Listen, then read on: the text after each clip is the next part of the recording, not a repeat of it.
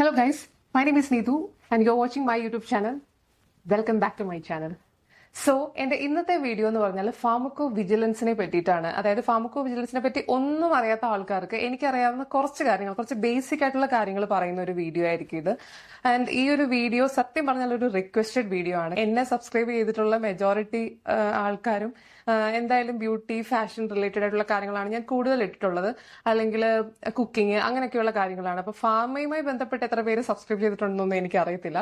So ഇതൊരു pharmacy കോഴ്സുമായി ബന്ധപ്പെട്ടിട്ടുള്ള ഒരു വീഡിയോ ആയതുകൊണ്ട് തന്നെ ഫാർമസി കോഴ്സിലേക്ക് വരാൻ ആഗ്രഹിക്കുന്ന ആൾക്കാർ, അല്ലെങ്കിൽ ഇപ്പൊ പഠിച്ചുകൊണ്ടിരിക്കുന്ന കുട്ടികൾ, ഇനിയിപ്പം ഈ കോഴ്സ് കഴിഞ്ഞിട്ട് വാട്ട്സ് നെക്സ്റ്റ് എന്നുള്ളൊരു കൺഫ്യൂഷനുമായിട്ട് നിൽക്കുന്ന ആൾക്കാരുണ്ടെന്നുണ്ടെങ്കിൽ, അതുപോലെ തന്നെ ഈ ഒരു കോഴ്സിന്റെ കരിയർ ഓപ്പർച്യൂണിറ്റീസിനെ പറ്റിയൊക്കെ അറിയാൻ ക്യൂരിയസ് ആയിട്ടുള്ള ആൾക്കാർക്കൊക്കെ യൂസ്ഫുൾ ആവുന്ന ഒരു വീഡിയോ ആയിരിക്കും. സത്യം പറഞ്ഞാൽ ഫാർമസി കോഴ്സ് എന്ന് പറഞ്ഞാൽ ഞാൻ പറയും ഒരു അണ്ടർ റേറ്റഡ് ആയിട്ടുള്ള കോഴ്സാണ്. കാരണം നിറയെ ജോബ് ഓപ്പർച്യൂണിറ്റീസ് ഉള്ള ഒരുപാട് കരിയർ ഓപ്പർച്യൂണിറ്റീസ് ഉള്ള ഒരു വലിയ ഫീൽഡാണ് ശരിക്കും പറഞ്ഞാൽ. പക്ഷെ അണ്ടർ റേറ്റഡ് ആയതിന് റീസൺസ് ഉണ്ട്, അത് ഞാൻ ഇപ്പൊ പറയുന്നില്ല.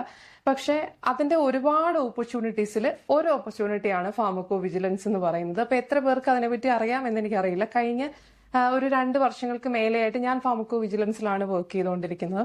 അതുപോലെ തന്നെ അതിനു മുമ്പ് ഞാൻ ഹോസ്പിറ്റൽ ഫാർമസിസ്റ്റ് ആയിട്ടായിരുന്നു വർക്ക് ചെയ്തുകൊണ്ടിരുന്നത്. അപ്പൊ അതുകൊണ്ട് തന്നെ ഈ ഒരു വീഡിയോ മുഴുവനായിട്ട് കാണുമ്പോൾ നിങ്ങൾക്ക് മനസ്സിലാവും ഞാൻ എന്തുകൊണ്ടാണ് ഹോസ്പിറ്റൽ ഫാർമസിയിൽ നിന്നും ഇതിലേക്ക് മാറിയത് എന്നുള്ളൊരു ചോദ്യത്തിനൊരു ഉത്തരം കൂടെയാണ് ഈ ഒരു വീഡിയോ കേട്ടോ.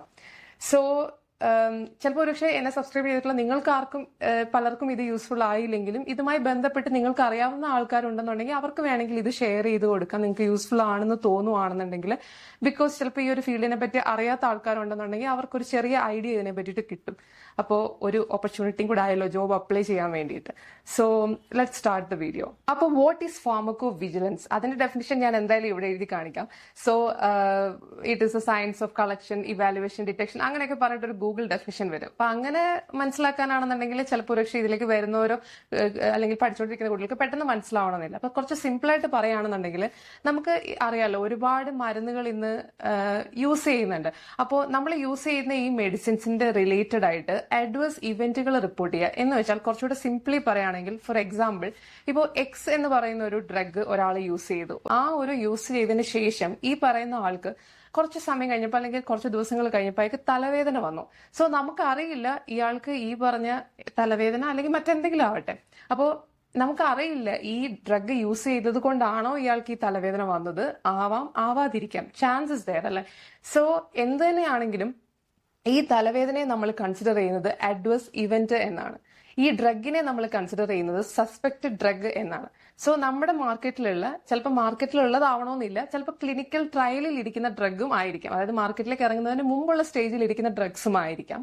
സോ അങ്ങനെയൊക്കെയുള്ള ഡ്രഗുമായി ബന്ധപ്പെട്ട് എന്തെങ്കിലും തരത്തിൽ ഇങ്ങനത്തെ ഇവന്റുകൾ, അഡ്വേഴ്സ് ഇവന്റുകൾ റിപ്പോർട്ട് ചെയ്തിട്ടുണ്ടെങ്കിൽ അങ്ങനത്തെ റിപ്പോർട്ടുകളെ പേഷ്യൻസിൽ നിന്നും അല്ലെങ്കിൽ ഹെൽത്ത് കെയർ പ്രൊവൈഡേഴ്സ് ലൈക്ക് ഇപ്പം ഫാർമസിസ്റ്റുകൾ, നഴ്സുമാർ, ഡോക്ടേഴ്സ് അങ്ങനെയൊക്കെയുള്ള ആൾക്കാരിൽ നിന്നൊക്കെ ഇത് കളക്ട് ചെയ്തെടുത്തിട്ട് അതിനെ കറക്റ്റായിട്ട് ഇവാലുവേറ്റ് ചെയ്ത് മോണിറ്റർ ചെയ്ത് അതിനെ കറക്റ്റായിട്ട് ഒന്ന് ഡിറ്റക്ട് ചെയ്ത് ഒരു സേഫ്റ്റി ഡേറ്റാബേസിലേക്ക് ഇട്ട് നമ്മൾ പ്രോസസ് ചെയ്യുന്ന ആ ഒരു പ്രോസസ്സിന് പറയുന്ന പേരാണ്, അല്ലെങ്കിൽ ആ ഒരു ബ്രാഞ്ച് ഓഫ് ഹെൽത്ത് കെയർ സയൻസിനെ പറയുന്ന പേരാണ് ഫാർമക്കോ വിജിലൻസ്. ആ ഒരു ടീമാണ് ഫാർമക്കോ വിജിലൻസ് ടീം. ഫാർമക്കോ വിജിലൻസിനെ നമ്മൾ ഡ്രഗ് സേഫ്റ്റി എന്നും പറയാറുണ്ട്. ഇനി എന്തിനാണ് ഈ ഫാർമക്കോ വിജിലൻസ് ടീം? ആക്ച്വലി എന്താണ് ഇവരുടെ ഒരു എയിം എന്ന് പറയുന്നത്? സിംപ്ലി നമുക്ക് സേഫ്റ്റി, അതാണ് നമ്മുടെ പ്രൈമറി കൺസേൺ എന്ന് പറയുന്നത്. നമ്മളുടെ മാർക്കറ്റിലേക്ക് ഇറങ്ങാൻ പോകുന്ന അല്ലെങ്കിൽ ഇറങ്ങിക്കഴിഞ്ഞ ഡ്രഗ്സ് ഒക്കെ തന്നെ ആൾക്കാരുടെ ഇടയിൽ എത്രത്തോളം സേഫ് ആണെന്ന് ഉറപ്പുവരുത്തുക എന്നുള്ളതാണ് നമ്മുടെ ഉദ്ദേശം. സോ നമ്മളിങ്ങനെ ഡിഫറെന്റ് ആയിട്ടുള്ള റിപ്പോർട്ടുകൾ സ്റ്റഡി ചെയ്തുകൊണ്ടിരിക്കുന്നതിനോടൊപ്പം നമുക്ക് മനസ്സിലാക്കാൻ പറ്റുന്നുണ്ട് ഓരോ ഡ്രഗ്സും എത്രത്തോളം ആൾക്കാരുടെ ഇടയിൽ സേഫ് ആണെന്നുള്ളത്. സോ ഇത് മാർക്കറ്റിൽ ഒരു ഡ്രഗിനെ ഇറക്കിയതിന് ശേഷം ഒരിക്കലും ഒരു ഫാർമസ്യൂട്ടിക്കൽ കമ്പനിയുടെ ഉത്തരവാദിത്തം കഴിഞ്ഞിട്ടില്ല. അത് ഇറങ്ങിയതിന് ശേഷവും ആൾക്കാരുടെ ഇടയിൽ എത്രത്തോളം അവർ ഇറക്കിയ പ്രോഡക്റ്റുകൾ സേഫ് ആണെന്നുള്ളത് ചെക്ക് ചെയ്യേണ്ട ഒരു ഉത്തരവാദിത്വം ഓരോ ഫാർമസ്യൂട്ടിക്കൽ കമ്പനീസിനും ഉണ്ട്. സോ അത് കുറച്ചുകൂടെ ഈസി ആക്കുന്നത് ഫാർമക്കോ വിജിലൻസ് ടീമാണ്. ഇനി എങ്ങനെയാണ് ഈ ഫാർമക്കോ വിജിലൻസ് ടീമിനുള്ളിലെ ആ ഒരു അല്ലെങ്കിൽ ഈ ഒരു വർക്കിന്റെ ഒരു സ്ട്രക്ചർ എങ്ങനെയാണെന്ന് വെച്ചാൽ ഇത് ശരിക്കും പറഞ്ഞ വലിയൊരു ടീമാണ്. അതായത് ഒരുപാട് ആൾക്കാർ അടങ്ങുന്ന ഒരു വലിയ ടീമാണ്. സോ ഇതിനെ സെക്ഷൻ ആയിട്ട് ഇങ്ങനെ തിരിച്ചിട്ടുണ്ടാവും. ആദ്യം നമ്മളിപ്പോൾ നേരത്തെ പറഞ്ഞല്ലോ, ഈ കിട്ടുന്ന റിപ്പോർട്ടുകളെ നമുക്ക് ഇവാലുവേറ്റ് ചെയ്യേണ്ട ആവശ്യമുണ്ട്, സ്റ്റഡി ചെയ്യണം, മോണിറ്റർ ചെയ്യണം, അങ്ങനെ കുറെ കാര്യങ്ങൾ ചെയ്യണം. സോ ആദ്യം റിപ്പോർട്ട് റിസീവ് ചെയ്യുന്ന ഒരു ടീം ഉണ്ടാവും. അതുപോലെ അതിന്റെ കുറച്ച് കാര്യങ്ങൾ പ്രോസസ്സ് ചെയ്ത് അടുത്ത ടീമിലേക്ക് വിടും. അപ്പൊ അവിടുന്ന് ബാക്കി കാര്യങ്ങൾ ചെയ്ത് അടുത്ത ടീമിലേക്ക് വിടും. അങ്ങനെ കുറേയധികം ടീംസ് ചേരുന്ന ഒരു വലിയ ടീമാണ് ഈ ഫാർമക്കോ വിജിലൻസിനുള്ളത്. അപ്പൊ അതിൽ മെഡിക്കൽ റിവ്യൂ, ഫൈനൽ റിവ്യൂ, അല്ലെങ്കിൽ ഇൻടേക്ക് അസസ്മെന്റ്, അങ്ങനെ കുറെ ടീമുകൾ ഉണ്ടായിരിക്കും. ഇതിൽ മെഡിക്കൽ റിവ്യൂവിൽ കൂടുതലും ഡോക്ടേഴ്സ് ആയിരിക്കും വർക്ക് ചെയ്യുന്നത്. അപ്പോൾ നമുക്കിങ്ങനെ വേരിയസ് സോഴ്സിൽ നിന്ന് കിട്ടുന്ന ഇൻഫർമേഷൻസ് അല്ലെങ്കിൽ റിപ്പോർട്ടുകൾ നമ്മൾ കറക്റ്റായിട്ട് ഇവാലുവേറ്റ് ചെയ്ത് മോണിറ്റർ ചെയ്ത് അതിന്റെ സേഫ്റ്റി ഡേറ്റാബേസിലിട്ട് പ്രോസസ്സ് ചെയ്ത് നമ്മൾ ഓരോ വർക്ക് ഫ്ലോയിൽ, അതായത് ഓരോ ടീമിലുള്ളവരും അത് പ്രോസസ്സ് ചെയ്ത് അടുത്ത ടീമിലേക്ക്, അതായത് അടുത്ത വർക്ക് ഫ്ലോയിലേക്ക് വിടുന്നു. അങ്ങനെ ഇത് ഏറ്റവും അവസാനം ഇതിൽ റിലവന്റ് ആയിട്ടുള്ള കേസ് റിപ്പോർട്ടുകളെ നമ്മൾ കറക്റ്റായിട്ട് അധികാരപ്പെട്ട റെഗുലേറ്ററി അതോറിറ്റിയിലേക്ക് സബ്മിറ്റ് ചെയ്യുകയാണ് ചെയ്യുന്നത്. ആൻഡ് ഇത് ഗ്രാജുവലി ഇതുകൊണ്ട് എന്താ സംഭവിക്കുന്നതെന്ന് ചോദിച്ചാൽ ഇതിന്റെ അവസാനം നമ്മളിപ്പോൾ കുറേ നാളുകളായിട്ട് ഒരേ ഡ്രഗിന് തന്നെ ഒരു നെഗറ്റീവ് സൈഡ് എഫക്ട് അല്ലെങ്കിൽ ഒരു ഇവന്റ് നമ്മൾ നെഗറ്റീവ് ആയിട്ടുള്ള ഒരു ഇവന്റ് റിപ്പോർട്ട് ചെയ്തുകൊണ്ടിരിക്കുകയാണ്. അല്ലെങ്കിൽ കുറെ നാളത്തെ നമ്മുടെ സ്റ്റഡീസിന് ശേഷം ഒരു കൺക്ലൂഷനിലെത്താണ് ഈ ഒരു ഡ്രഗ് മാർക്കറ്റിൽ ഇരുന്നാൽ ശരിയാവത്തില്ല എന്നുള്ള ഒരു കൺക്ലൂഷനിലെത്തുമ്പോൾ നമ്മൾ ആ ഡ്രഗിനെ ബാൻ ചെയ്യുന്നത്. നമ്മളല്ല കേട്ടോ, അതിന് അധികാരപ്പെട്ട ആൾക്കാർ. സോ നിങ്ങൾ കേട്ടിട്ടുണ്ടാവുമല്ലോ, ഇന്ത്യയിലാണെങ്കിലും പുറത്താണെങ്കിലും നമ്മൾ ഓരോ വർഷവും ഒരുപാട് ഡ്രഗ്സ് ബാൻ ചെയ്യുന്നുണ്ട് സേഫ് അല്ല എന്ന് ഉറപ്പ് വരുമ്പോൾ. അങ്ങനെയൊക്കെയുള്ള കാര്യങ്ങളാണ് നമ്മൾ ഈ ഒരു ഫാർമക്കോ വിജിലൻസ് ടീമിന്റെ സഹായത്തോടു കൂടി ചെയ്യുന്ന കാര്യങ്ങൾ. അപ്പോൾ കുറെ പേര് ചോദിച്ചിട്ടുള്ള വേറൊരു ചോദ്യമായിരുന്നു, കോഴ്സ് വല്ലതും എടുക്കണോ ഈ ഒരു ഫീൽഡിലേക്ക് ഇറങ്ങാൻ വേണ്ടിയിട്ടെന്ന്. സത്യം പറഞ്ഞാൽ എന്റെ അഭിപ്രായത്തിൽ ഒരു കോഴ്സും എടുക്കേണ്ട ആവശ്യമില്ല. കാരണം ഭയങ്കര ഫീസും കാര്യങ്ങളും ഒക്കെയാണ് ഈ ഒരു കോഴ്സ്. 6 monthsന്റെ കോഴ്സൊക്കെ ഉണ്ടെന്ന് ഞാൻ കണ്ടിട്ടുണ്ട്. അപ്പോൾ എനിക്ക് അങ്ങനെ കോഴ്സ് എടുക്കണമെന്ന് തോന്നിയിട്ടില്ല. കാരണം എന്റെ കളീഗ്സ് ആണെന്നുണ്ടെങ്കിലും അവരൊന്നും അങ്ങനെ മിക്ക ആൾക്കാരും കോഴ്സൊന്നും എടുത്തിട്ട് വന്നവരായിരുന്നില്ല. അപ്പോൾ നമുക്ക് അല്ലാതെ തന്നെ ഇതിലേക്ക് എൻ്റർ ചെയ്യാവുന്നതേ ഉള്ളൂ. ഇനി നമുക്ക് എങ്ങനെയാണ് ഇതിന്റെ ജോബിന് വേണ്ടിയിട്ട് അപ്ലൈ ചെയ്യേണ്ടത്, അല്ലെങ്കിൽ എങ്ങനത്തെ കമ്പനീസിലാണ് ഇങ്ങനെ ഫാർമക്കോ വിജിലൻസിന് വേണ്ടി ഹയർ ചെയ്യുന്നത് എന്നുള്ളത് നോക്കാം കേട്ടോ.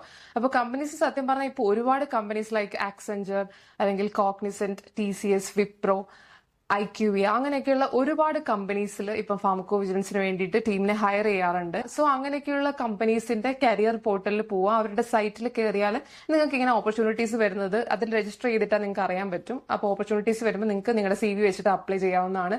അതിന് വേണ്ടിയിട്ട് നിങ്ങൾക്ക് ലിങ്ക്ഡിൻ അല്ലെങ്കിൽ നൗക്കറി പോലെയുള്ള ജോബ് സൈറ്റുകളിൽ കയറിയിട്ട് സെർച്ച് ചെയ്ത് നോക്കാം. സോ നമ്മളുടേതായ രീതിയിലുള്ള ഒരു ഹാർഡ് വർക്ക്, ഒരു എഫേർട്ട് ഇട്ട് കഴിഞ്ഞാൽ നമുക്ക് ഫൈൻഡ് ഔട്ട് ചെയ്യാൻ പറ്റും കറക്റ്റ് ആയിട്ടുള്ള ഓപ്പർച്യൂണിറ്റീസ്. അപ്പോൾ നമ്മൾ ഓരോ ഫാർമസ്യൂട്ടിക്കൽ കമ്പനീസിനും അവർ മാനുഫാക്ചർ ചെയ്യുന്ന ഡ്രഗ്സിന്റെ സേഫ്റ്റി ചെക്ക് ചെയ്യേണ്ട ഉത്തരവാദിത്തം ഞാൻ നേരത്തെ പറഞ്ഞ പോലെ തന്നെ ഉണ്ട്. അപ്പോൾ അവരുടെ ഡ്രഗ്സിന്റെ സേഫ്റ്റിനെ പറ്റി ചെക്ക് ചെയ്യുന്നത് അവരുടെ ഫാർമക്കോ വിജിലൻസ് ടീം ആയിരിക്കും. അപ്പൊ ആ റെസ്പോൺസിബിലിറ്റി ഏറ്റെടുത്തിട്ടുള്ളത് ഒരുപക്ഷെ മറ്റേതെങ്കിലും ഒരു കമ്പനി ആയിരിക്കും. എന്ന് വെച്ചാൽ മറ്റേതെങ്കിലും ഒരു കമ്പനിയിലുള്ള ഒരു ഗ്രൂപ്പ് ഓഫ് എംപ്ലോയീസ് ആയിരിക്കും ഈ ഒരു ഫാർമസ്യൂട്ടിക്കൽ കമ്പനിക്ക് വേണ്ടിയിട്ട് അവരുടെ സേഫ്റ്റി ചെക്ക് ചെയ്തുകൊണ്ടിരിക്കുന്നത്.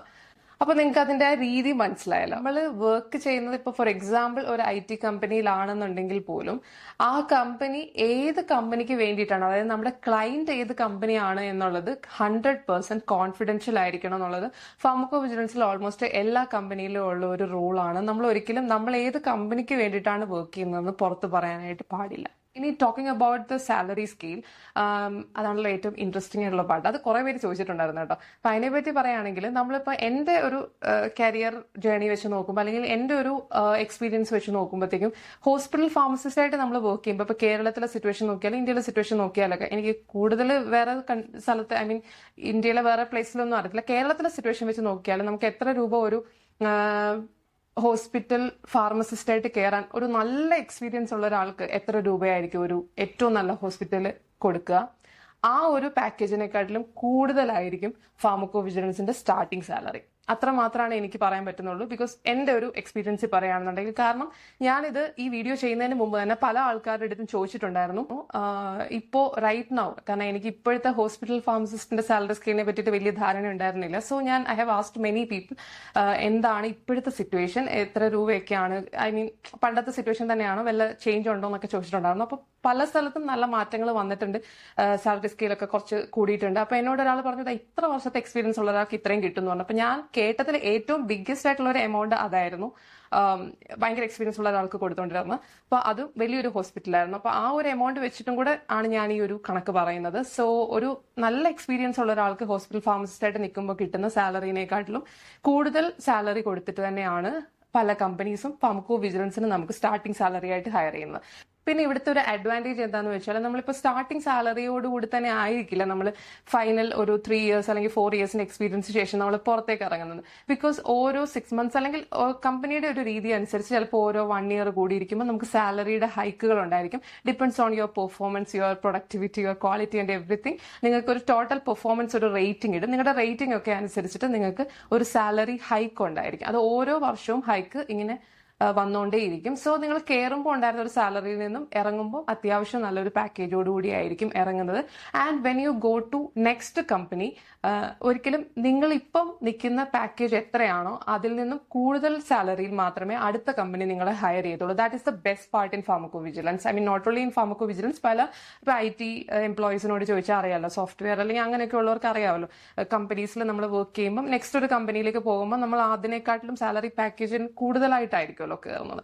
സോ പക്ഷേ talking about the hospital pharmacy field, ഇപ്പൊ നമ്മൾ ഇന്നൊരു ഹോസ്പിറ്റലിൽ വർക്ക് ചെയ്യുക 20,000 സാലറിയിൽ, അടുത്ത ഹോസ്പിറ്റലിൽ ചെല്ലുമ്പോൾ നിങ്ങൾക്ക് 20,000 കൂടുതൽ കിട്ടണമെന്ന് നിർബന്ധമൊന്നുമില്ല. ചിലപ്പോൾ അടുത്ത ഹോസ്പിറ്റലിൽ ചെറുതാണെങ്കിൽ നിങ്ങൾക്ക് 10,000 ആയിരിക്കും കിട്ടുന്നത്.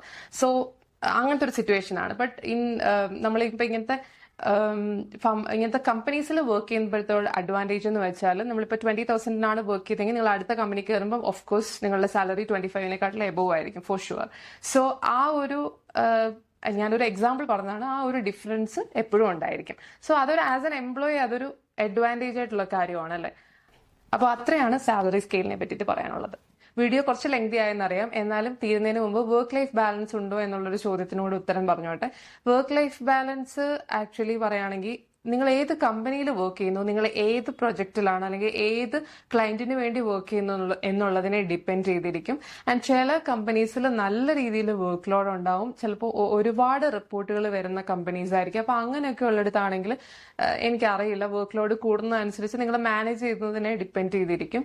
സോ അതിനകത്ത് അങ്ങനെ ഒരു ഒറ്റ ഉത്തരം എന്ന് പറയാനായിട്ടില്ല. പിന്നെ ഏത് ഷിഫ്റ്റ് ടൈമിംഗ് ആണ്, ലൈക്ക് UK US ഷിഫ്റ്റ് ഒക്കെ വരുമ്പം വ്യത്യാസങ്ങൾ വരുമല്ലോ. ഇപ്പം മോർണിംഗ് ഷിഫ്റ്റ് ആണോ, ജനറൽ ഷിഫ്റ്റ് ആണോ, നൈറ്റ് ഷിഫ്റ്റ് ആണോ, നൈറ്റ് എന്ന് പറഞ്ഞാൽ ഒരു ഈവനിങ് നൈറ്റ് ആ ഒരു ഷിഫ്റ്റ് ടൈമിംഗ് ആണോ എന്നൊക്കെയുള്ളത് കാര്യങ്ങളെ ഡിപ്പെൻഡ് ചെയ്തിരിക്കും നമ്മുടെ വർക്ക് ലൈഫ് ബാലൻസ് എന്ന് പറയുന്നത്. എന്നാലും ഐ തിങ്ക് നമ്മളിപ്പോൾ ഹോസ്പിറ്റൽ ഫാർമസിസ്റ്റ് ആയിട്ട് വർക്ക് ചെയ്യുന്നതിനെക്കാട്ടിലും വർക്ക് ലൈഫ് ബാലൻസ് ഉള്ളതായിട്ട് എനിക്ക് തോന്നിയിട്ടുണ്ട്. ബിക്കോസ് നമ്മളിപ്പോൾ ഹോസ്പിറ്റൽ ഫാർമസിസ്റ്റ് ആയിട്ട് വർക്ക് ചെയ്യുന്ന സമയത്ത് നമുക്ക് സാറ്റർഡേസോ സൺഡേസോ അങ്ങനെയൊന്നുമില്ല.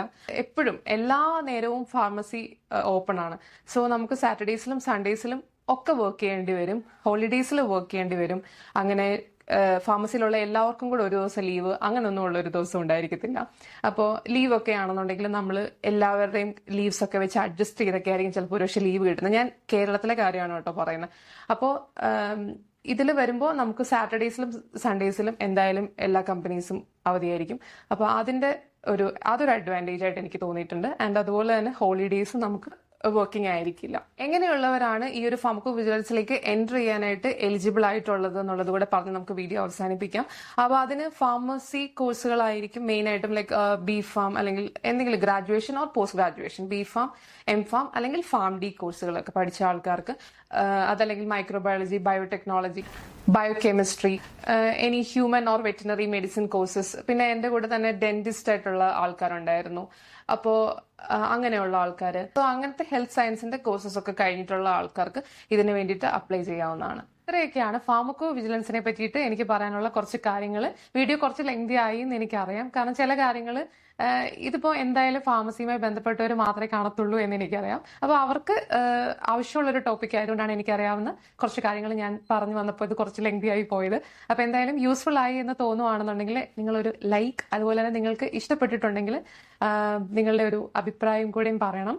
ആൻഡ് ഇപ്പം എന്തായാലും ഈ ഒരു ഇതിലേക്ക് വരാൻ ആഗ്രഹിക്കുന്നവരോ അല്ലെങ്കിൽ ഇതിനുവേണ്ടി ശ്രമിച്ചുകൊണ്ടിരിക്കുന്നവരോ ഒക്കെ ആയിരിക്കും ഒരുപക്ഷെ കണ്ടുകൊണ്ടിരിക്കുന്ന പല ആൾക്കാരും. അപ്പോൾ അങ്ങനെയുള്ള എല്ലാ ആൾക്കാർക്കും I wish you all the very best.